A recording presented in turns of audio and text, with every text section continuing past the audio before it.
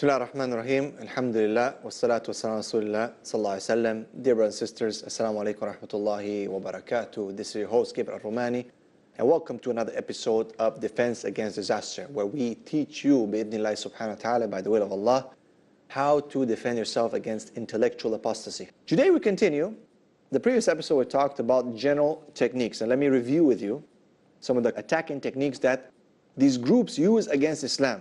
They are usually the same techniques that are used by most of the groups, be them people, missionaries, atheists. It doesn't matter. They usually use the same thing when they attack Islam. Number one, we said, taking a single ayah or hadith in isolation from the rest of the Islamic rubric. They try to just, okay, here's the hadith. No, Islam doesn't work like that. What does the Qur'an say about this topic? What are some of the other hadith saying about this? Some other books of hadith would discuss this. And you put it all together and then you make the picture. Right? You cannot, I repeat, you cannot look at the tree and ignore the forest. And that's exactly what they do. The other technique is isolating an ayah or hadith from its context. So, kill them wherever you find them. Okay, this is what Islam teaches. No, with all due respect, that's not what Islam teaches. How do you know? Well, because there's a context. There was war. And that was reverted to war. If it's war, yes, of course. That's exactly what the ayah says. If it's not war, it doesn't say that. The Prophet ﷺ made treaties with people. The Prophet ﷺ loved peace. The Prophet ﷺ inclined towards peace. That's exactly. But if there was a war, there's a war. Then we don't, sugarcoat things and play around and say, Islam is just peace, peace, peace. No, there was war. It's very simple. You look into the books of Sirah, you look into the history books, okay, do not be academically dishonest. Because then not only are we cowards, but we are also liars. And we don't want to do that. Islam is about truth. Islam is about say something truthful or keep quiet. And if you're scared of saying something true, then let's keep quiet. من كان يؤمن بالله واليوم الآخر فليقل خير أو يصمت. Say something good or keep quiet. Simple. A rule. Okay? We don't sugarcoat things. But to all these wars and these battles and the jihad and whatever, there was always context. Okay? Islam does not, and I repeat, never. Islam is about strength, but not about violence. Not about, killing innocent people and doing these things. What people are trying to, again, it's the same people who are trying to bring this image of Islam to show that, this is what Muslims are doing. So people can be scared. So they can flip public opinion. They can make them fearful. And at the same time offer them the solution. Who's the solution? They are the solution. They are the problem and the solution. This is the oldest trick in a book.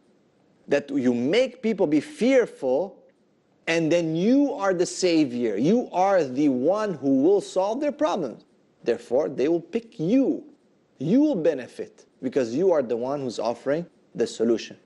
When in reality, you are the one who caused the problem, and you are the one who caused the problem only so you can be the solution. Another thing, ignoring the fact that not all texts are authentic. We said that. They love that. They love to go into that. Just pick whatever they can, and it's done on purpose. SubhanAllah.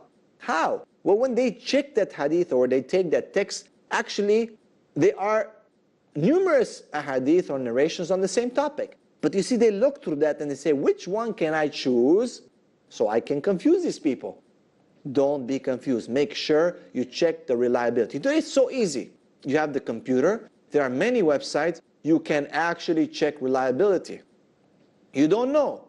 Ask someone, go to a sheikh, message a sheikh. You can find access now through the internet. So many programs.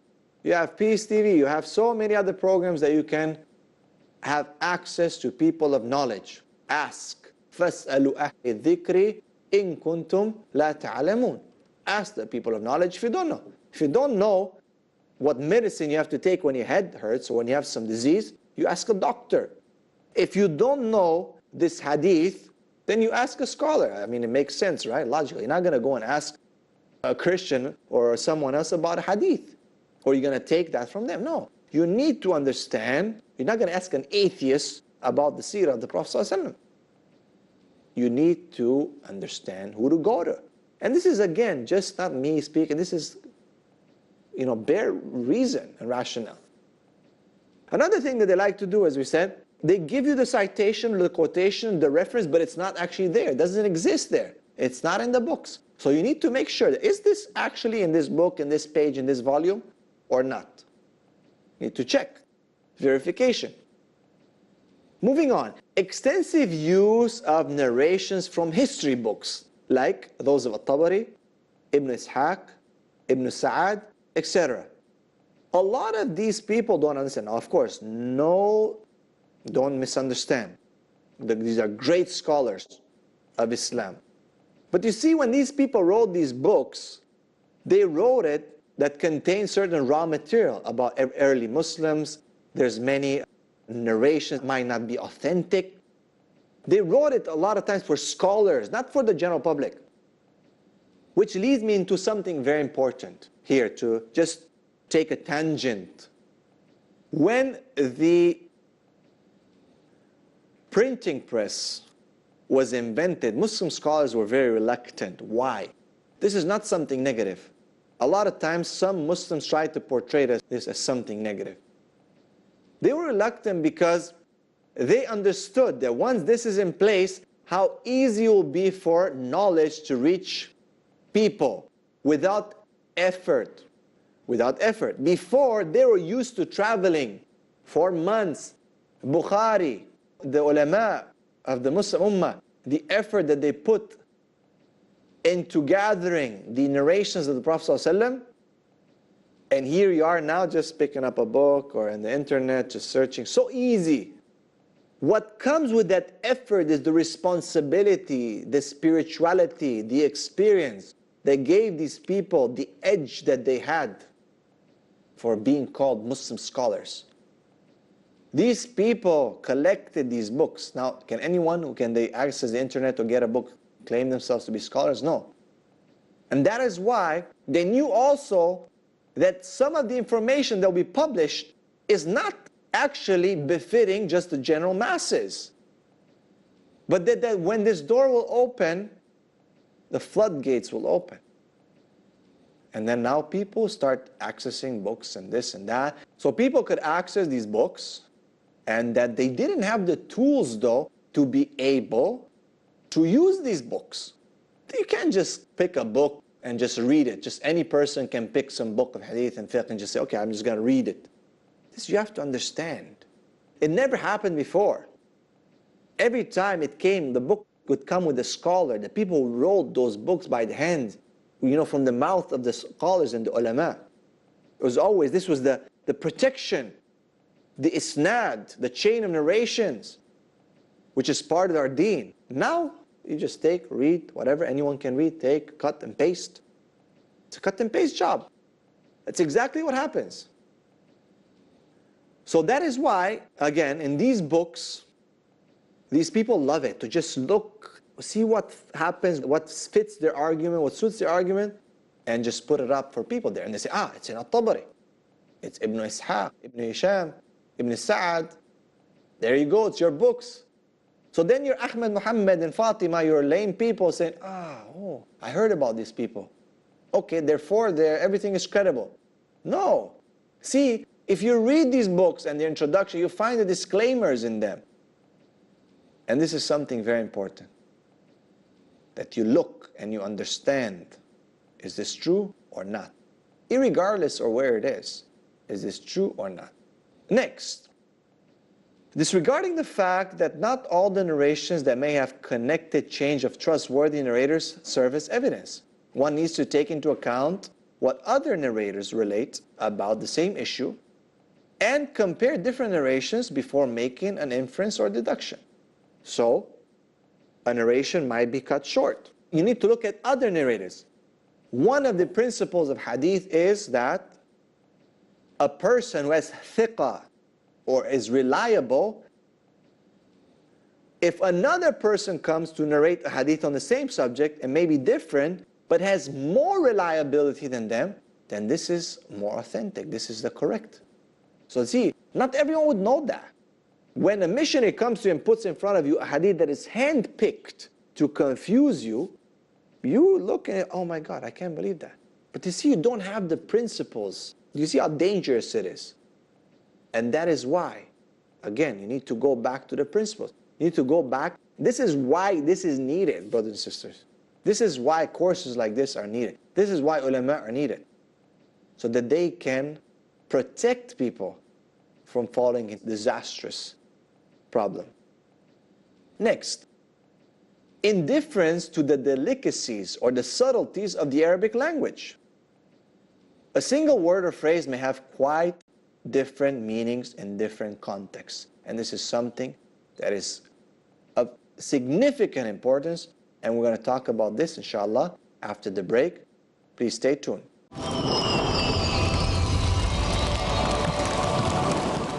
Assalamu alaikum wa rahmatullahi wa barakatuh. Brothers and sisters, this is Gabriel Al-Romaani, your host, and you are watching Peace TV. And we're taking the course, Defense Against Disaster.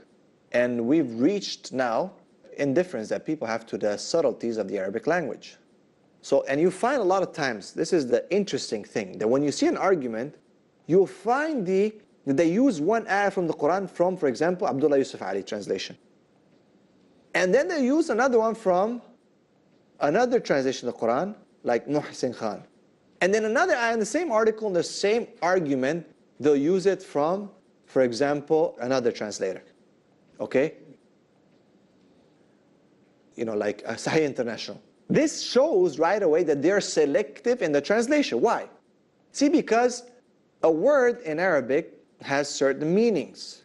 And depending how the translator translated. And believe it or not, that's why we never say that the English version or the Hindi version or the whatever other language version, French version of the Quran, we don't say it's Quran. It says translation of the meaning of the Quran.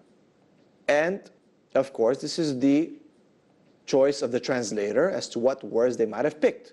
And a lot of times, brothers and sisters, a lot of words, and we have instances and proofs that things have been translated wrong. And that's why you cannot build an argument from an English translation or from any other language translation. It has to go back to the Arabic language. But again, as we said, many phrases, many words might have different meanings and also in different contexts. So one has to be very careful with that. Another one, not understanding the environment and culture of the 7th AC Arabia.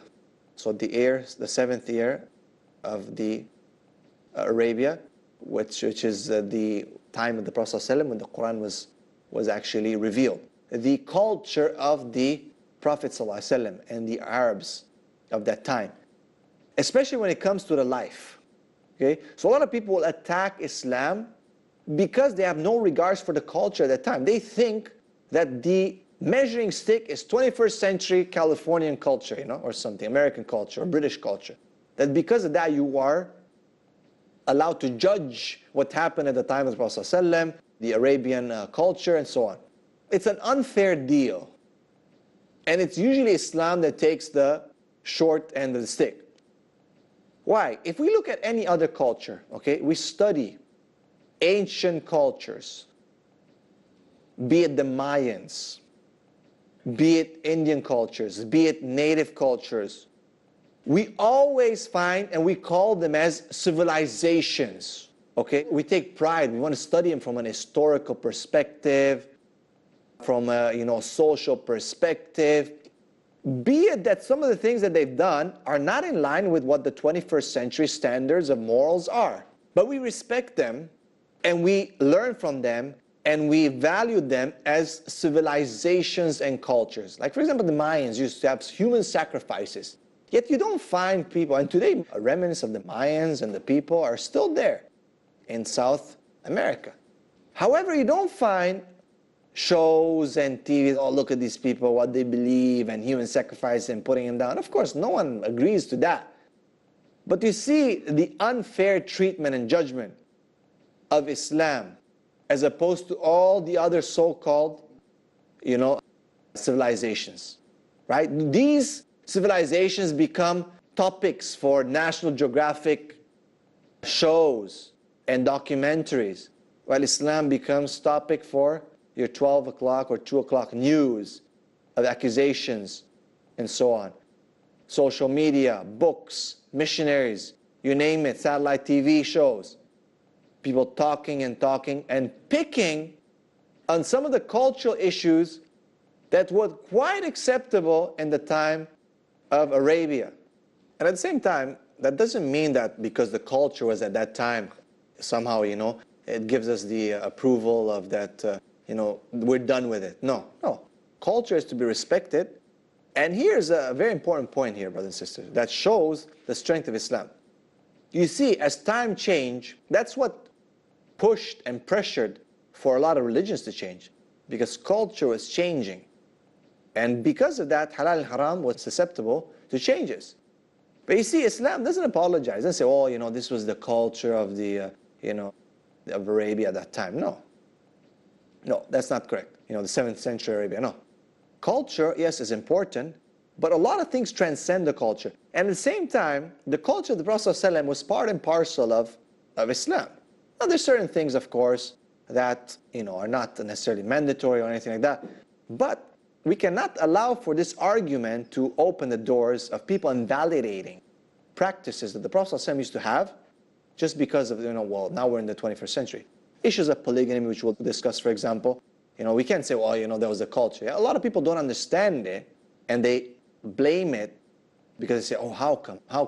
Well, with all due respect, Christianity had the same thing. We find Prophet Solomon having so many wives. We find many of the early Christians having so many wives.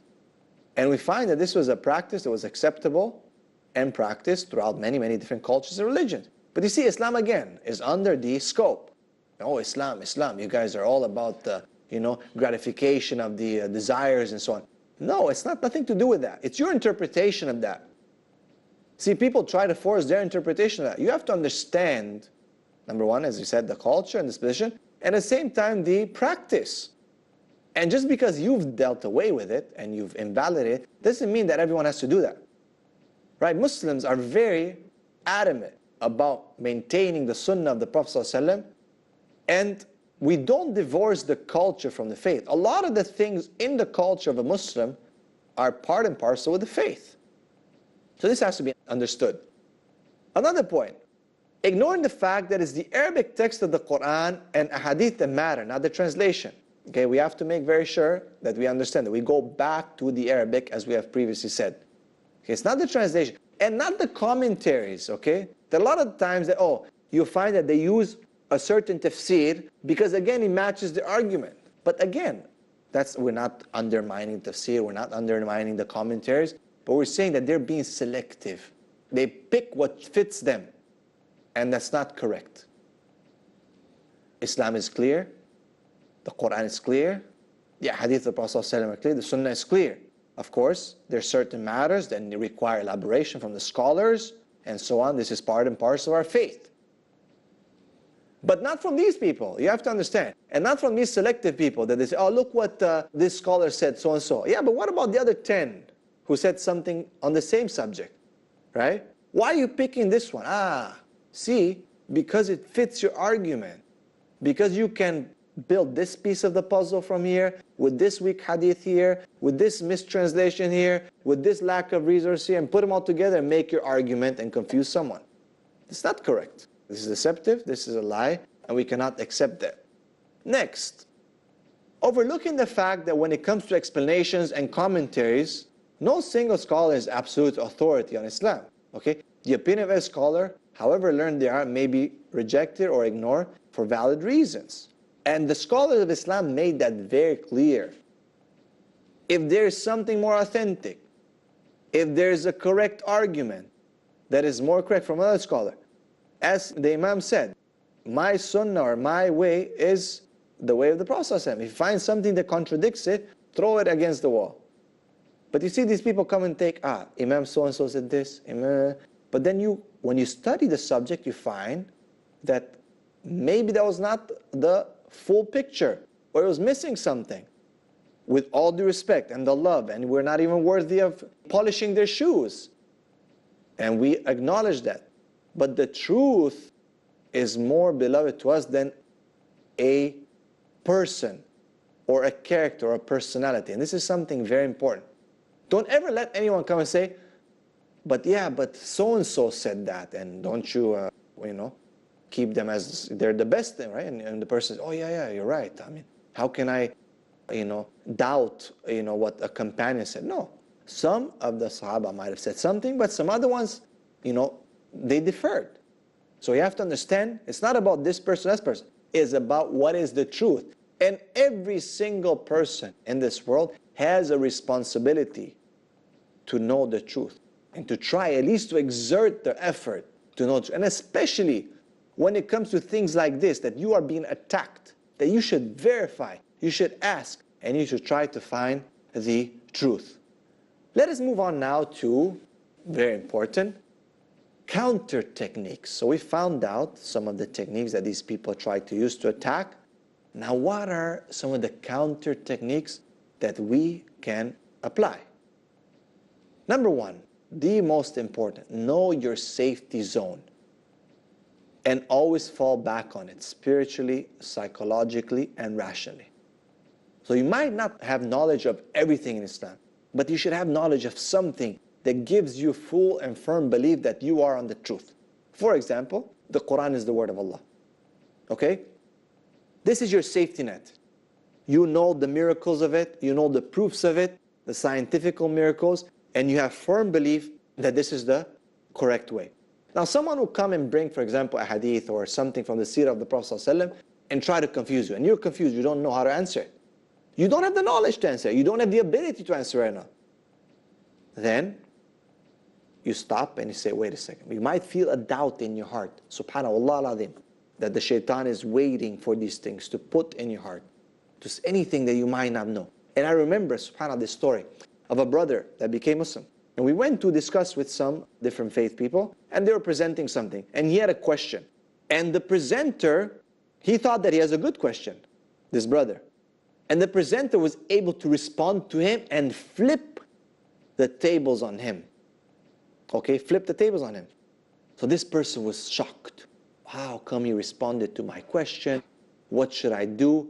See, he didn't have anything to fall back. And I remember, bro, relax. I said, this is just a small issue that he was able to answer to. This is not a big deal. You know Islam, this is it's just one little thing that you're confused over. This was the beginning of a slippery slope for this person who became a kafir after. And it started from there. I remember it very well. See, you need to have something to hold on, to be strong on. And this is, for me, this is my advice. Know the Qur'an is the word of Allah. Even if you're confused, you fall back on that. Look, I don't know right now, but I'm sure there's an explanation. But what I know for sure in my safety zone, this is Islam is the truth, the Tawheed is the truth, the Qur'an is the word of Allah, and I have no doubt about it. Alhamdulillah, we've reached the end of this episode. I've just started one of the general counter techniques. I hope that you will continue following up with us, inshallah, next episode, where we'll continue these counter techniques. There's quite a few more. Make sure you stay tuned. This is your host, Gabriel Al-Romaani, and this course is Defense Against Disaster. We'll see you next time. Assalamu alaikum wa rahmatullahi wa barakatuh.